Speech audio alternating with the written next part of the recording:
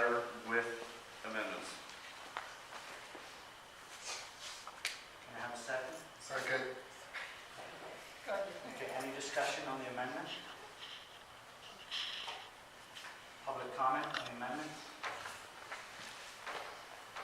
All right, call the vote For the amendment or for the letter? for the amendment. For the The amended letter. Amended letter. amendment letter, not the letter itself, or just the amendment? It's the amended letter. Or disclosure, so anybody just make disclosure. Oh, anybody needs to make a disclosure before they vote. I need to make a disclosure. I do have a litigation against the gas company, but my decision today is based on what the public wants, and the public has been asking for, and I'm going to be completely unbiased and vote for what you guys want. Okay, I do have a disclosure. yes? Oh, I'm sorry. Yes? That I also have a lawsuit before the gas company, but my position here is to take the opinions of our community and put them in this letter, and that I believe is what I'm doing. The objectors. Yeah, Okay. I have the same disclosure that I have litigation against the It's really, just to be clear, this is a personal conversation No, I with the understand. city attorney. You decide how you want to address it, so. Right, I just want to disclose that I have litigation with the gas company, but I'm going to vote what the people of Port Arthur want to do. Yes, David?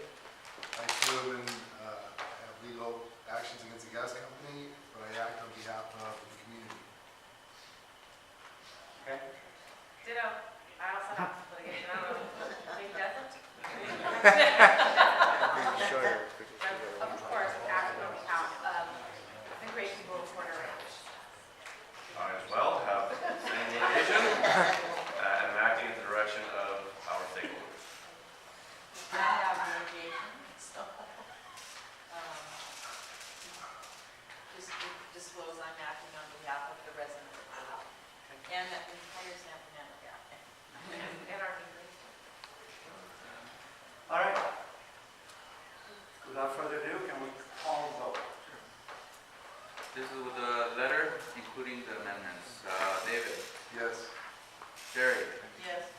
Susan, Yes. Alex, Yes. Jason, It's outside. Andrew, Yes. Becky, Yes. Jennifer, Yes. Gabriel, yes, Isam, Yes. motion passed. All right.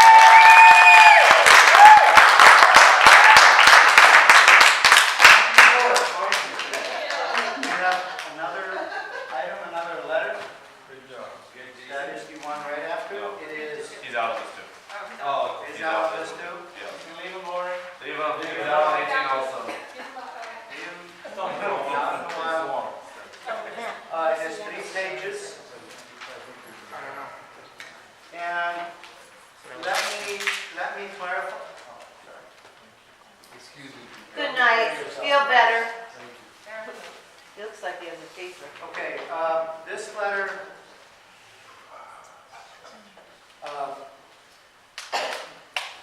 came out of the discussions that I have been having with people, which is come to the recognition that it's one thing to go to an agency and say, I object, and they will take your objection. But I've learned from my profession and from talking to people here that if you carve a little bit of a path, they can probably see it and follow if they like it. And the problem, because Dogger does its thing, PUC does its thing, ARB does its thing, AQMD does its thing, everybody is confined to the regulatory framework that they work with. So the idea here is, let's not leave it for them to, everybody pull in a different direction. Let's propose just a vision, a roadmap, some idea. If they agree with it, then they can all line up their efforts to get to it. And that is the intent of this letter. And the basis of it is like this. I know there's a lot of push to say, don't inject, don't inject, don't inject. But they have a process that they go through, and they can they can justify their decisions based on that process, whether it's a calculation process or regulatory process. So the feeling is that just telling them not to inject is not good enough. We would like to have put out a way for them to say, I can do this, and it can address my concerns. The concerns of the PUC are simple. They don't want to be caught being the ones to be blamed if there is a gas shortage. That's their concern. And that is the impetus behind all their calculations. So they went through calculations for the summer to calculate the balancing between demand and supply. It worked. The measures were in place. But their statement is, well, yeah, while we had the hottest day on record, it was very short. It wasn't long periods of 100+ degrees. So then they did the calculation for the winter. The calculations for the winter say there's very little difference between the ability to supply gas through the pipelines and the demand in the system. In other words, we don't need a big volume of storage. But see, it uses a lot of assumptions in these calculations. So they're nervous. They're nervous about the assumptions being wrong. Or they're nervous about getting a cold spat that just gets, 40 degree, 30 degree weather over a week, and people turn on their heaters all the time and they get overwhelmed with the supply. So they're concerned about that. So the idea here is this. We would like to get to a point where the facility is shut down. But I'd also like a way for them to alleviate their concerns while we're shooting for the start. And so the idea behind this is as follows. If we can get the PUC and Dogger to say, you know what, we'll set a calendar, we'll set a timeline for retiring the facility. Let's say that's 2020. Just a number. It's a cute number. But the idea then is that between now and then, the facility already has 15 billion cubic feet.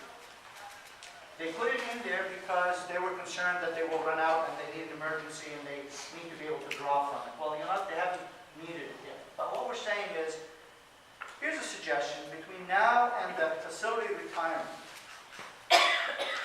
you start at these 15 billion cubic feet and just stay there. Don't put more. If there's an emergency, you can tap into it and replenish that 15. If the 15 is satisfactory to you, to satisfy the emergency concern, let's call this issue out. Let's say, okay, then stay at the 15. If we can get them to buy into the idea of staying at the 15, that means no more injection beyond what it is now, with the understanding that we're doing that only on an interim basis so that we can work towards a planned retirement. Then it might get them to the table to say, and I mean by them, the PUC and California, the ISO, to say, okay, I have room in case my assumptions are wrong. The PUC, I met with them 2 weeks ago, and I tried to ask very much where are they in the process. And they hinted to the idea that they're doing calculations. It's not going to be a full capacity, but it might be more than 15. So my statement to them was that the community absolutely desperately urges you to keep it and not add any more gas. And work towards that retirement, but don't go above the current volume. So their answer was that, we're going through the calculation now. It was Ed, he came to the CAC meetings a couple of times, Ed Randolph.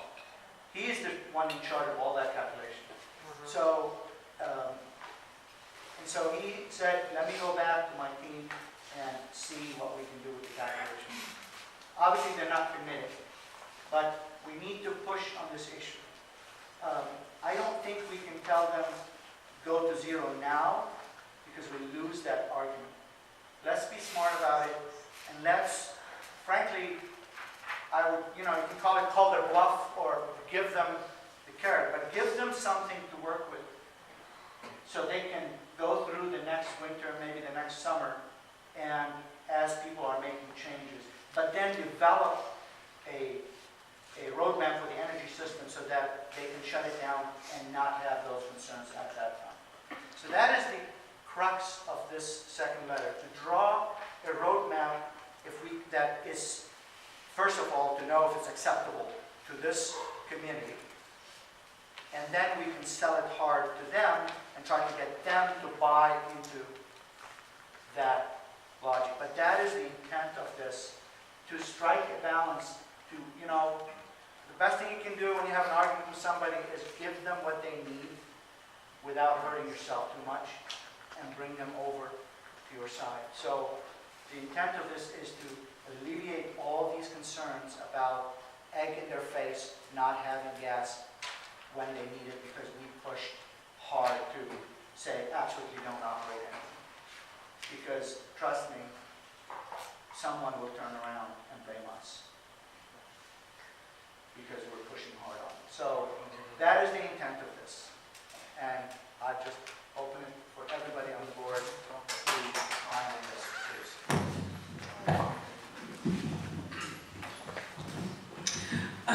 I think maybe something that needs to be addressed in here is, it says SoCal Gas can maintain no more than 15 billion cubic feet in the field.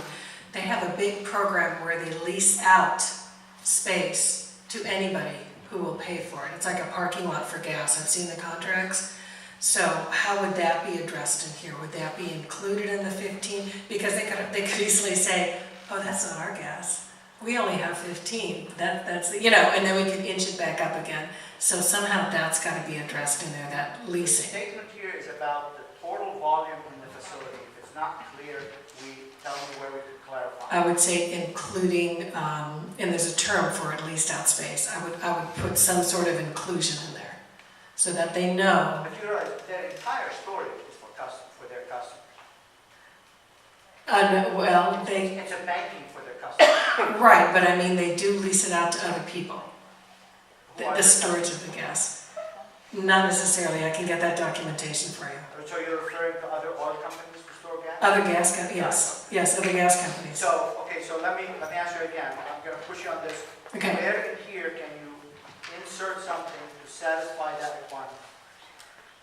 I would have to say where it says SoCal Gas can maintain no more than Where are you? 15 BC. Oh, I'm sorry, first page, item number 2 near the bottom. Okay.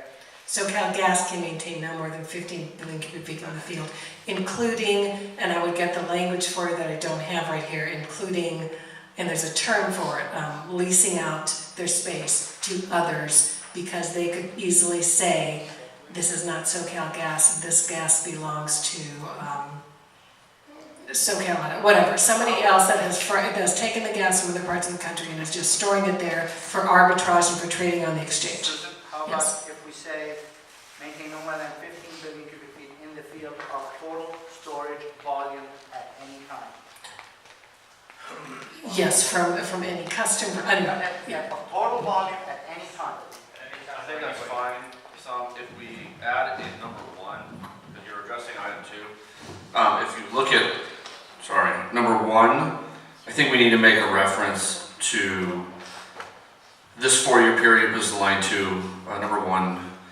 4-year period provides SoCal Gas and all co-tenants. And all other oil and gas operators. All, yes. Yes, it's Termo and the other group. All co-tenants. Any and all. Yeah, any and all co-tenants. Thank you, John. Okay. Any other comment, Andrew? No, I'm okay now. Ken? No comments. I love the letter.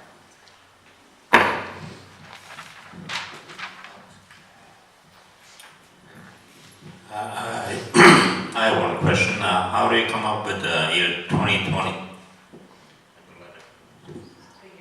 You know, You just picked a number and... yeah, there's no scientific way to pick a number. Usually in something like this, I mean, we are talking about people implementing changes in the energy system. These take time and they need to be, agreed by a number of agencies. So I thought, basically we're saying here 4 years. And, 2 is too short.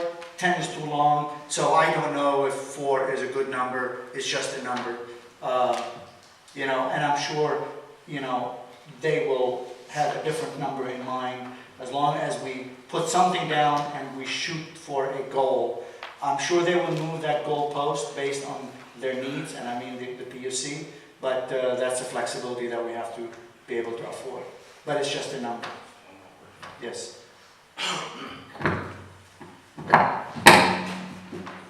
You like to send this letter to the same people, right? To sending the first one. Okay? Do you think that, I don't know, I think it's a little bit kind of like, that's funny, like when you make an offer or when you make the stands, okay? Here is my stand, first letter, right? And by the way, we might go for this. Like it's confusing, a little confusing at the same time. That's how I think.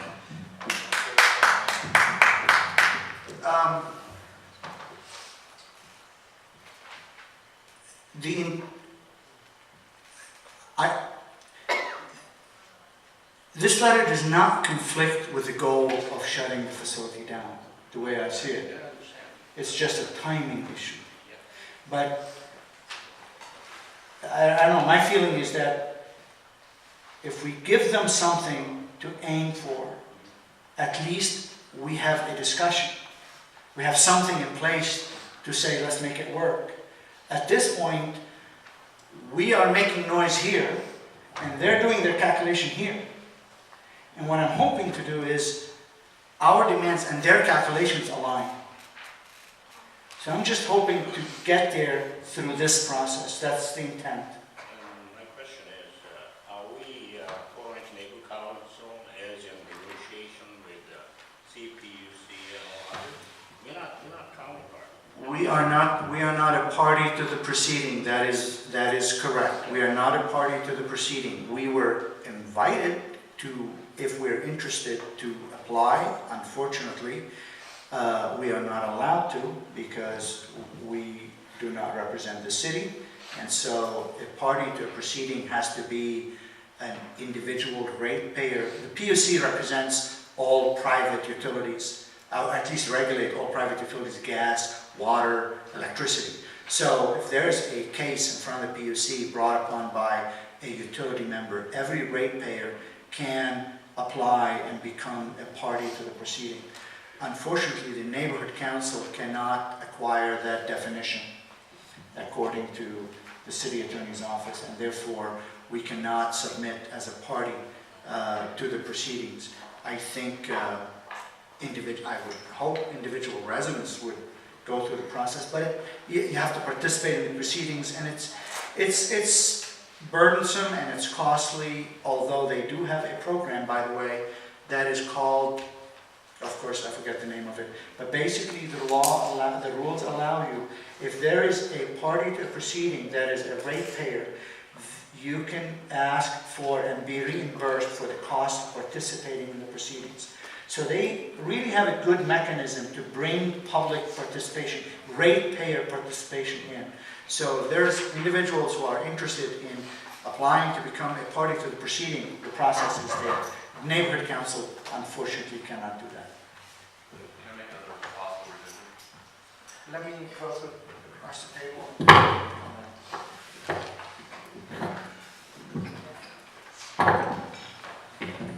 Just one typo.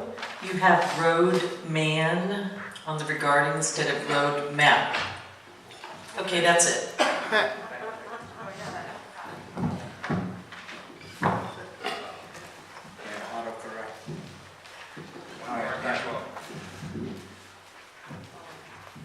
As a possible way of assuaging the concern that we're flip-flopping here between letters, what if the first sentence on page 1, item number 2, between now and 2020,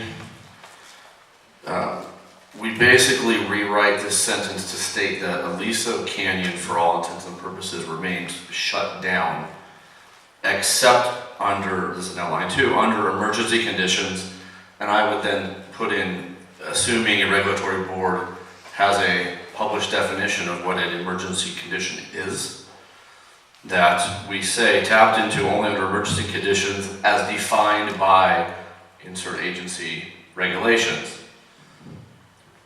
I think that's the best compromise we're going to get. I'm sorry, I lost it. Tell me where you're inserting what. Number 2, page 1, number 2. Which line? And number 2? Well, part of this is an abstract and part of it isn't. Okay. So I want to just kind of discuss it.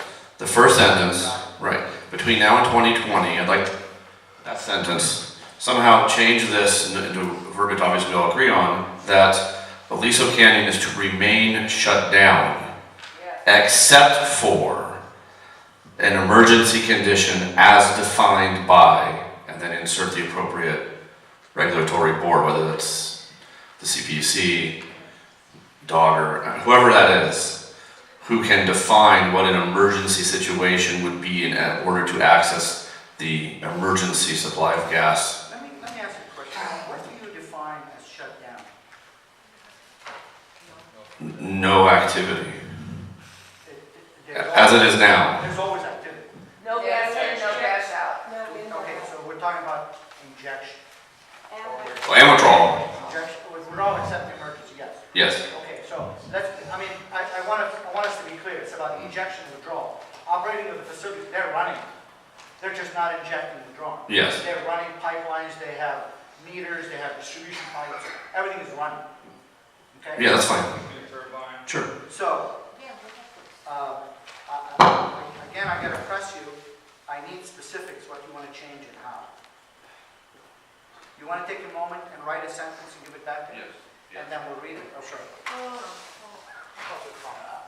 Sorry. All right, anything else from the board before I open? Second.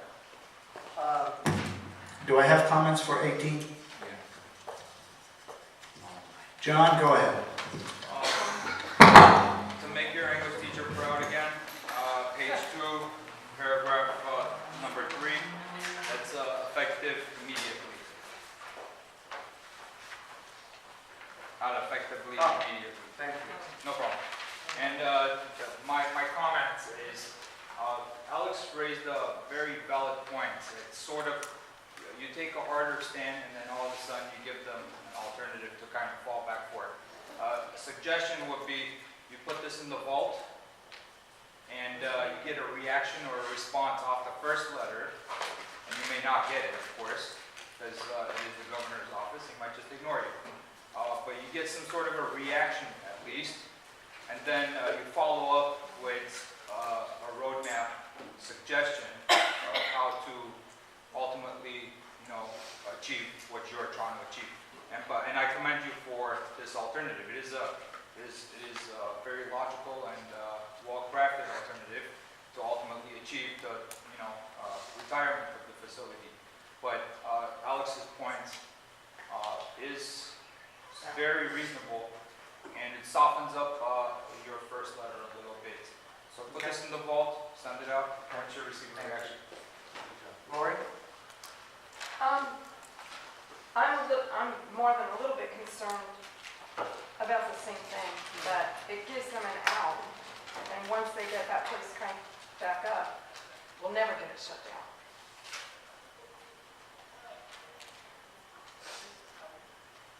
I mean, I like the idea of maybe waiting until we see how it plays out with the public hearing and how Dogger and the Public Utilities Commission react to. Okay. And one other thing that I love the idea of a wildlife refuge, but another out for the PUC might be to consider turning it, and there's a lot of talk about this going on in the community from what I've heard and seen, about returning the facility into some other type of facility which uses renewable energy. I mean, we've got tons of wind and sunshine up there where it could be wind-generated electricity or solar power. Okay. Just a thought. Thank you. Alex? Yeah, thank you. I have the same concerns. I think the first letter should be presented first, and the second letter, although well-intended,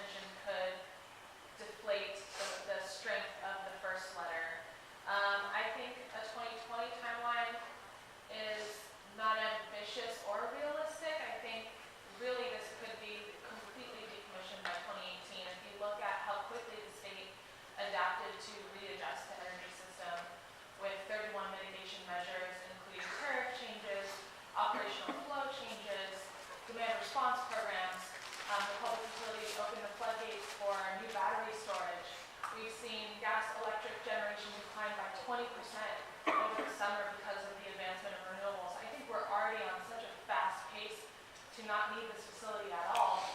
And we haven't even tapped into the 15 billion cubic feet of supply. So on the part where it says, you know, no new injections, don't go above the 15 billion cubic feet, I think that's really smart, but I think we could get this whole place shut down and decommissioned by 2018.